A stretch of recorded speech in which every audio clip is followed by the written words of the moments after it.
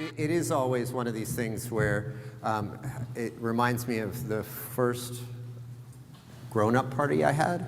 After I graduated from college, you set it for like 9 o'clock, and it's like 9:02, and you suddenly are wondering, do I have anybody that is going to come to my party?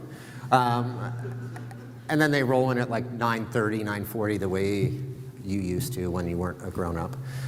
So thank you for being here, and thank you for being here with what I realized is cougar time, at least in Pullman. I'm not sure that time has quite the same meaning that it does now after the immediate pandemic that it does before. In that regard, I wanted to highlight a couple of things. The first of which is the music that you were just listening to was from the latest album from the WSU Jazz Big Band. It was jazz during lockdown. It was recorded during lockdown, and it received the 2022 Graduate College Large Ensemble Jazz Award from Downbeat magazine. So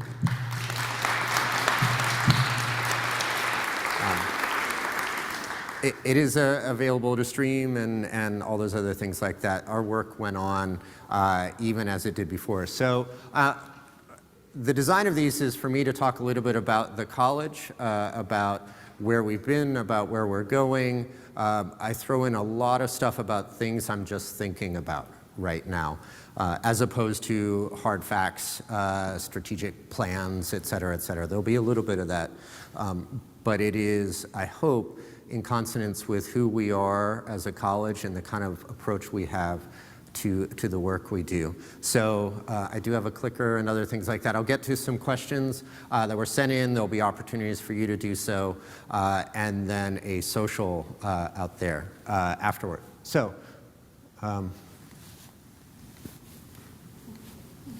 this is also tradition now if you've, nope, doesn't, or do I have to turn it on? How about that? Whoa, there you go. This, I tried to figure out how to start this, and it occurred to me that if nothing else, this summer, I hope, was a summer of some form of rest and relaxation for you. This is not to dismiss what happened over the past 2 years or more, and what is still happening to us as an institution, us as individuals, and as families and friends and communities. But it is to recognize that in saying this, we hope to get back to something more familiar, even if it is still different. And part of that, actually, the difference is these are just some of the new colleagues that we have joining us this year in both faculty and staff ranks. It's not everybody. By far. But there's some of the people that you can meet, that you can say hi to, that you can welcome into this place if you haven't already afterwards out of this. And it's just as exciting to have new students here as it is to have new colleagues. In fact, it's really enlivening and invigorating. But I want to start with this and then say a little bit about why. But this one I have to turn away from you and read it because it's really important for me to say it the way it's supposed to be said. So, Washington State University acknowledges that its locations statewide are on the homelands of Native peoples who have lived in this region from time immemorial. Currently, there are 42 tribes, 35 of which are federally recognized, that share traditional homelands and waterways in what is now Washington State. Some of these are nations and confederacies that represent multiple tribes and bands. The university expresses its deepest respect for and gratitude towards these original and current caretakers of the region. As an academic community, we acknowledge our responsibility to establish and maintain relationships with these tribes and Native peoples in support of tribal sovereignty and the inclusion of their voices in teaching, research, and programming. We also pledge that these relationships will consist of mutual trust, respect, and reciprocity. Now, when I read that land acknowledgement, it's become more of a kind of praxis, if you will, at WSU to do and read this. I've also found it a part of my personal practice to say why I'm reading it and why I'm reading it at this event, at this time, and in this place. in part so that it's not just a de rigueur kind of checkbox that, yes, we did that, and I can move on to the rest of the slide deck. And in this case, two things strike me, one of which is that I'll be talking a bit again, as some of you who were here last time, about the nature of the land-grant university. And this acknowledgement, but more in particular the obligations and responsibilities that it places upon us as a community, is absolutely vital to remember as we start out a new year. That is particularly important for our college that has made a series of commitments, both present and future, to re-engage in our curricula, in our programming, in our staffing, towards supporting this land acknowledgement, because if we don't act on versions of this, it's hollow. So where are we at least? Where are we at when we began fiscal year 22? Fiscal years, for those of you who don't know, run July through July. So some good things. We managed the immediate impacts of COVID without significant changes in our workforce and in our structure, at least in terms of numbers. And we, in fact, reduced our long-term debt within the college substantially, in fact. That's a good thing. Similarly, we began our revitalization of core infrastructure, and in particular scientific infrastructure, with the completion of a pre-design for a new, ideally 50 million plus building that will replace Heald Hall, which was built in the Sputnik era and feels like it. And that is part of, actually, we leveraged that into a consideration that if you look at the university's planning for 10-year investments in infrastructure, we are looking, if we all are able to realize it over the next decade, and this is state funding, we've got to do our part, $170 million in capital funding for what I've termed the science corridor at WSU. That is not only Heald, but operations in Eastlake, Abelson, Fulmer, and other places. This is long, long overdue. And at the same time, I'm now thinking about what does it look like to build a culture corridor stretching from fine arts through this building all the way down to Kimbrough. And it was a record year for fundraising. We beat our goal by 160%, which is actually more than $10 million in commitments and that take the form of state gifts, scholarships, distinguished professorships, current use funds for students, staff, and faculty in this college. And it's an amazing job by a team who was working on the fly to rebuild themselves. Now that, I should hasten to say, it's not like we all of a sudden have $10 million that I can just hand out here. Some of it's committed, like many developments things, to things that matter, estate gifts, going to scholarships, for example, that are locked up and dedicated. But all of that helps support us. So,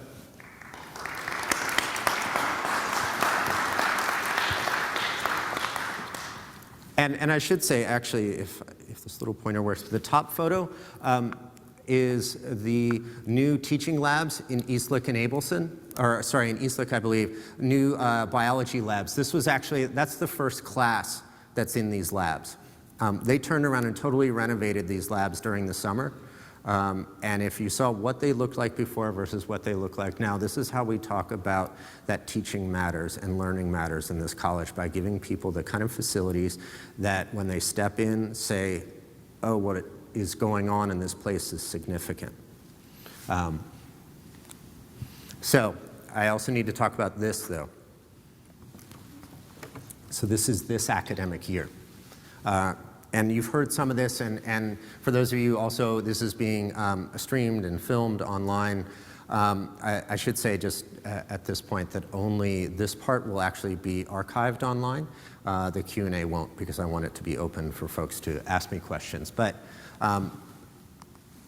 system-wide, WSU's enrollment was down about 7.4% across undergraduate, graduate, if you combine them all across all our physical and virtual campuses. So how does that translate for the College of Arts and Sciences? System-wide, on each of our campuses, enrollment in the College of Arts and Sciences is down. For those of you who have tracked this more, you've heard this from your local campuses. These may be slightly different, but they're not really different. It just depends on which day you pick for enrollment. In Pullman, enrollment was down about 7.6% in classes within the college, both undergraduate and graduate combined. At Tri-Cities, it was down 11.4%. At Vancouver, 15.5%. And Global registered a slight uptick of 4.3%. These are percentages. Of course, the raw number of students is higher at WSU Pullman just simply because of the numbers and the multiplier effect that's there. But I should say these are largely the second year in a row that this has happened. This is a real challenge. A couple things I can say about that to help put this in some kind of perspective. It's obviously differentiated by campus, the impact, but also the reasoning why these things are down are differentiated by campus. There are questions about to the extent to which students want to pursue a residential college experience and what kind of people are able to have a residential college experience like that's at Pullman. Whereas Tri-Cities and Vancouver, for example, often rely more significantly on community college transfers. And if you would have completed your community college two-year degree on schedule and entered Vancouver or Tri-Cities or even Pullman this year, you would have just been starting your community college experience when the pandemic hit. So the resilience, the impact of that is going to filter through us. It's also filtering through demographic-wise. While the raw numbers are down, there are two substantial changes, at least at Pullman, a significantly lower number of international students for all sorts of reasons that we can plumb into. The students of color percentage has remained stable. First-gen students are down. And you can imagine, again, all the implications of why that might be. What those come together to is certainly there's a long tail of COVID that's here. That's going to work through our educational system you'll be feeling it if you haven't already in your classrooms about preparation level, but also about who even got ready and prepared and can afford to go to college or are finding jobs elsewhere. But the other question, and this is a question I think about a lot, is to what extent is this just COVID? Or is this a long-term historical change that people have talked about that we're just becoming visible about demographic change or other things like that in the college? This won't be the first time in this talk when I say I don't know the answer to that. I think as academics, as members of a community, we have to be willing to say when we don't know the answer to something as well as when we do, and then how do we figure it out? So what does that mean? Not surprisingly, it means that there are some budget challenges for tuition purposes, if no other reason. And part of that's just simply the impact of losing students, whether it's here at a campus or elsewhere. At the same time, the university has begun reserving, including us reserving funds to deal with the impact of that, to kind of smooth it out. And at the same time, you all know about the 2.5% mass salary increase that went into effect. What is important to note is that the entirety of that was not funded by the state. It's in the neighborhood of about 1.8% was funded by new state allocations to WSU. This isn't unusual. That's actually a higher percentage than previous mass salary increases, but it means that WSU also had to find additional money to fold into that salary increase for faculty and staff and graduate students. At the same time, we're looking to fund a faculty salary equity program out of the provost's office that is ideally the first, and it's long needed in a long time, and will be the first ideally of many. But again, that's money we have to find, and we are finding it. But it's a challenge in this environment to do so. So I wanted to be honest about that and where we're at. Also in that, many of you have probably heard, you might have seen over the summer, that there is a slow transition to what's termed a new budget model here. I'm going to talk really briefly about that, only to give you a sense of the lay of the land. We're still trying to sort it out ourselves. RCM is called Responsibility Center Management. It's a technical term. If you want to look it up, you can. But what it really means, in short, is a modeling of how money comes in and money comes out into the university. And what it does is it sets up academic and non-academic budget centers that are revenue generating. Colleges and campuses are the most immediate things you could think of because of tuition, because of research dollars and such.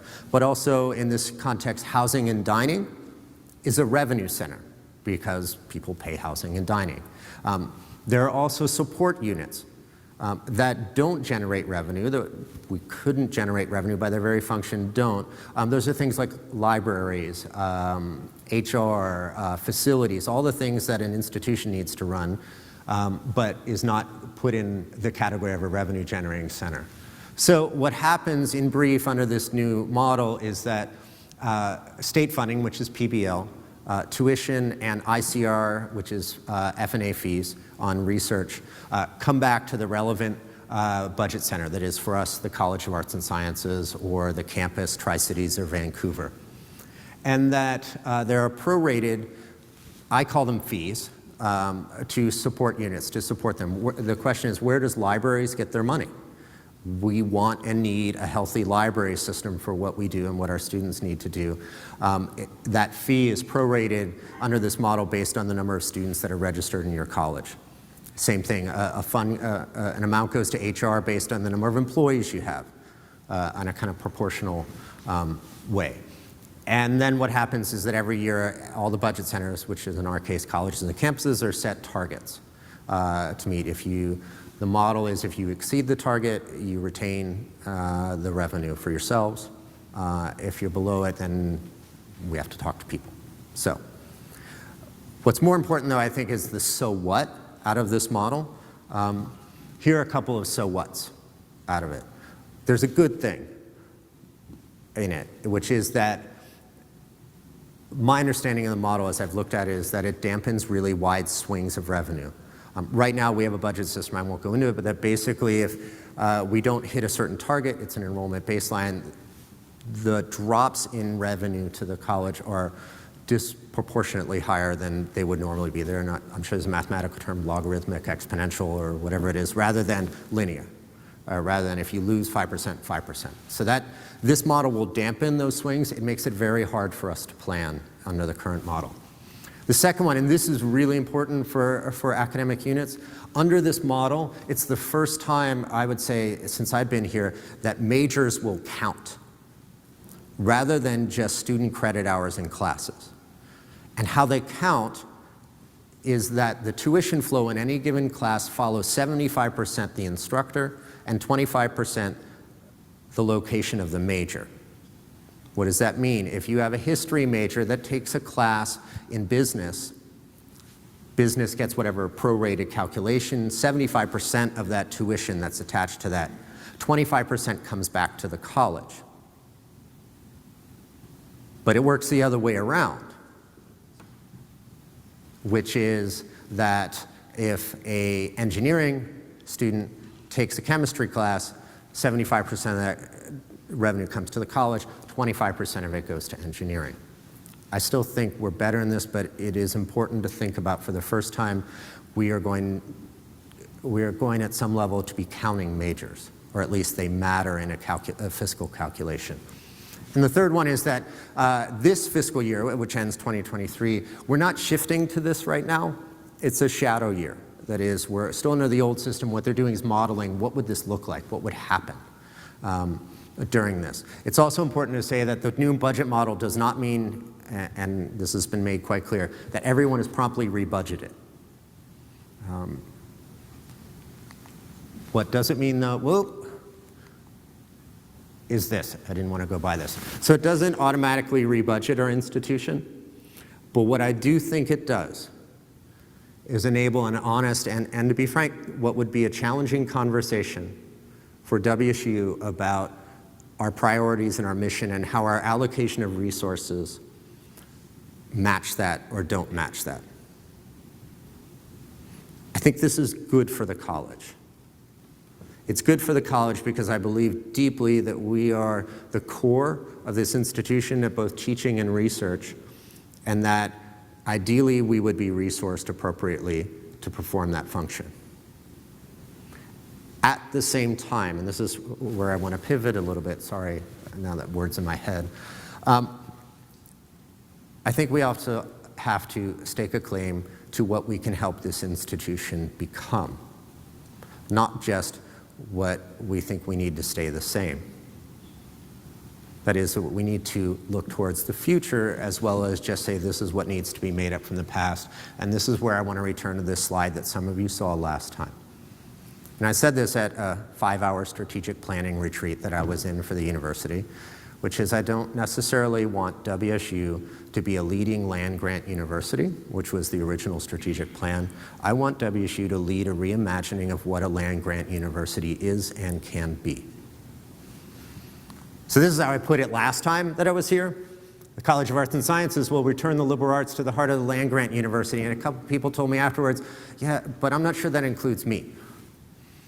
So, fast fact about me, I study 17th century England and Europe, and liberal arts to me is the trivium and the quadrivium. Sciences are in it. Grammar is in it. Philosophy, logic is in it. But I'm also an English professor, and I should know better and know that words have history and meaning, and we used to have a College of Sciences and a College of Liberal Arts. In fact, if you're curious, it's our 10th anniversary this year of being a college. So never let it be said that an administrator does not change their mind and correct themselves based on the input of faculty. Oh, but I made it in red so you can't really see the correction, I guess. All right, so here's the new goal. The College of Arts and Sciences will return the arts and sciences to the heart of the land-grant university. And in doing this and making this correction, you actually helped me do something that I really want to do, because the most important word out of that phrase in red is the one in the middle. And. Because that's who we are as arts and sciences. I talked about this last time about the nature of integrative learning and work. And so to play off on that, I want to give you a first look at a campaign that we'll be running on behalf of our colleges as a marketing and visibility and visioning thing. Part of this is about positioning who we are both internally and externally, because one of the challenges of being the heart of WSU is that we meld into WSU. You know what engineering does, you know what vet med does. Arts and sciences, well, they just kind of do stuff. That's here. This is us. This is the only place where you can learn at the same time what it takes to do molecular chemistry that leads to an mRNA vaccine, and you can learn about the unequal disparities in wealth and income and history that influence deeply why that vaccine is actually taken up in communities or not. To solve the kind of problems that we have in the United States and in the world, the university needs this approach. And so that's what you're going to see. You're going to see that in Washington State Magazine and others around campus. It's the and that makes us distinctive. And this leads into some faculty hiring that I want to talk about. For a long time, and I was chair of English for a while, I think as some of you know, faculty hiring was very unit level driven. We need X, so let's have this. It's akin similar to the problem we have of distinguishing the College of Arts and Sciences from WSU. Well, what is the college trying to do rather than what is history or anthropology or sociology or physics trying to do? And so in designing a hiring plan that received approval from the university this summer, I actually challenged your chairs and directors to begin thinking about how we talk about what the college is trying to accomplish together. And we came up with these two things. And so I want to just say a little bit about them. In fact, I don't think the college has ever talked about what the college is doing in hiring, full stop. So the first one, what I term our Big Questions Initiative. Many of these are replacement hires, but they're replacement hires positioned in a way that are additive rather than just the kind of sum of their individual parts. Hires in chemistry, physics, environment, and biological sciences. And what I ask these chairs to do are two things. One is to come up with 3 questions that links all of these hires together, that says something about what we are doing as a college. And here's what they came up with. What are the sciences? What are these departments doing at WSU? We are studying where did we begin, How do we persist, and where do we go from here? And as a humanist, I love these questions. I mean, this is "and" right here. So I asked, and they came up with this. I said, you need to tell me something so I can explain to other people what we're trying to do here. And they came up with deeply, profoundly thoughtful questions that animate our classrooms in ethics. I would say you could take and port all these over to the liberal arts side, and you'd have the same thing. But then I asked them to do one other thing, and it was a condition, quite frankly, of the college extending startup support to these hires. I want each of these units, and they have committed to do this, to try to identify direct steps to address the pipeline issues for women and underrepresented groups in STEM. Because addressing this question, that is by definition a profoundly big question. To be the university we want to be the society we want to be, that has to get solved too. And we're doing some of that. If you haven't heard about a unit, go ask your chair and director, because they got plans. So where does this lead us to?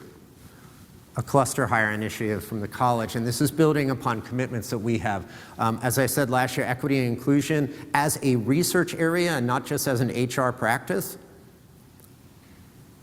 is one of our 4 strategic focus points, and we've already become successful at it. 50% over the last 3 years of the cluster hire positions provided by the Provost's office came to this college on multiple campuses because of the work we had put in to do it. But then the question is, how do we take the next step with hires in anthropology, English, PPPA, WGSS, math and stats, SLCR, and sociology?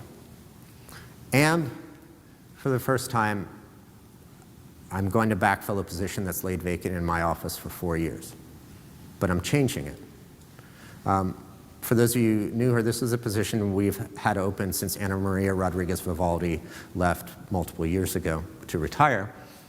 We will be searching nationally for an Associate Dean of Equity and Outreach. And those are linked together because that's an obligation of us as a land-grant university, not just to be different on the inside, but to be engaged justly with communities that have radically changed since the 1860s. Thank you. So now here's the part where I'm just going to tell you the stuff I think about. And I reflected, that is not me. My life is not that dramatic. Most of the time I think about this stuff when I'm walking the dog or picking up my daughter from volleyball. She said to me at one point, she was talking to me about volleyball, and she just stopped and she said, "You're thinking about work again, aren't you?" I wasn't crying or anything like that. It was just, but I had, I guess, that sort of vacant stare. But I just want to tell you things I'm thinking about, even though I don't think they have answers. First category, enrollments and retention. I think about this all the time, about how are we bringing what we have. And this isn't just a fiscal issue, though, because this is why I put the other one here. It's because I think what we do is really important. And I'm concerned and I'm committed about getting students here, keeping them here, keeping a range of students here, because what you provide in the classroom and in your advising sessions and all those other things is profoundly transformative when we do it right. And at the same time, yes, I'm going to be thinking about budgets all the time, and I'm going to address some of the questions that folks sent in, but I always try to remember that I'm not playing on a spreadsheet. And that real people are involved. So these are kind of my initial thoughts. There's a second whole big category, and that I'll put in 2 ways. One, maintaining strangeness. Now I don't even like that word, and I asked all my associate deans for it. They gave me like 12 others, and I didn't take any of their suggestions. But what I mean by this is that at the same time that we think about being a land-grant university and being engaged and applied and the work we do, I think there's something really vital about this college that does foundational investigations, that pursues knowledge, what I said, for wonder's sake, for knowledge's sake, that is upstream of its application to a corporate partner or a community. And a commitment, too, that some of the things that we work on will seem strange to people not in our field. For those of you in history, you know the whole debate that's recently happened about presentist approaches to history or not, and the ability to preserve the fact that even if we're in those present debates, that what we do is distinctive and different, whether it's in the arts, whether it's in looking at what happens in galaxies and black holes. I think about how we maintain that in a university that it potentially has an applied orientation. On the flip side, I also worry about this a lot, about the erosion of public confidence in higher education, and by the same token, the lack of purposefulness in higher education. I don't know the answer to that, but I think about that a lot. And then this one I think about as kind of an overarching thing. How do we balance the demands and need for improvement with the resistance or reluctance to change? I struggle with it in my own life, individually and professionally, personally, also in our home. This is an impulse that I think we need to begin to interrogate. So how do we resolve all these questions?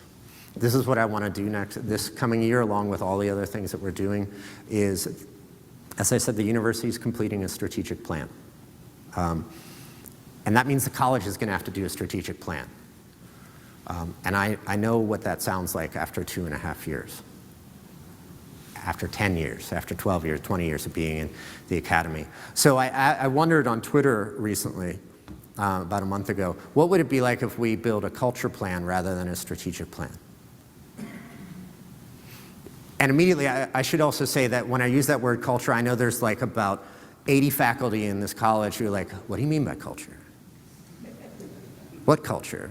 Whose culture? What culture? Do you know what that actually means? Okay, can we bracket that part off for a side? But I think, and the response I initially got back from one of our new hires was, well, at least you wouldn't be using militaristic language that is associated with strategy. Oh, that's interesting. So what would a culture plan look like? This is what I've been thinking about. One, it's something that is deeply authentic to how we work and how we think about it. All those 80 people I put back to the side, you can come back in now to the conversation. But here's more what I've begun thinking about, that it has to be grounded in where we're going to go ahead in a collective interrogation of our histories, environments, attitudes, purposes, and aspirations. That's where we start. That's where our conversation starts, not about metrics, but about what's our purpose, what's our history, and what are we expected to do. Okay, and this is the most admin-y sort of language, but it's still true. Our strategy has to fit our culture and to secure and enhance our culture with a sound strategy. So I'm going to step back out of that and say the former dean used to quote, and we used to talk about it, that culture eats strategy for breakfast. So I have a corollary to that because I have a 14-year-old who just started high school. Sometimes it's really hard to get a strategy out of bed or a culture out of bed and down to the breakfast table. We have to have an intentional culture rather than one that just kind of happens. And that's what strategy is and comes in. So here's as far as I've gotten so far in my head on our foundations of a culture plan. We will have a values-driven strategy that will have data-informed decisions, but I refuse to reverse those two things. Data-informed, but data doesn't make decisions. Data helps give you information that you have to test against the foundational purposes of what you're going to do. First principles, values, ethics, whatever it might be. The other one that I've been thinking about is it challenges impulses of performativity with community. And I think about this in terms of the internet, that if you've been on Twitter or anything else like that, there is a really wonderful element where you get to meet and connect and build something with people. But then you also understand the extent to which you're typing something, or one is typing something to show something off. Performativity, performance has to be balanced by what we're building together. And the third one is that, and I said this to the freshmen when they were here at the start, we can recognize resilience, but I don't want our culture to rely on it. We've done that for 2 years. Resilience is an adaptive function that responds to changes in the environment, but it can't be sustained for a long time. In fact, my communications person looked at that and she said, wow, at first I thought they're all giving CPR to people. And I thought, wow, that says something kind of subconsciously about where we've been for the past 2 years. But what I said to the freshmen is I said, you all have been amazingly resilient. The fact that people got to college, not just the people who didn't get it, but the people who got here to WSU, what it took over this past 2 years is amazing. But I asked them to help us build a place where people can thrive, not just people have to be resilient. By the same token, I'm glad our campus is full of people. It looks busier. I'm not certain yet that it's thriving in that most deep and profound way that gets back to who we are as arts and sciences people. That's what I want to get to.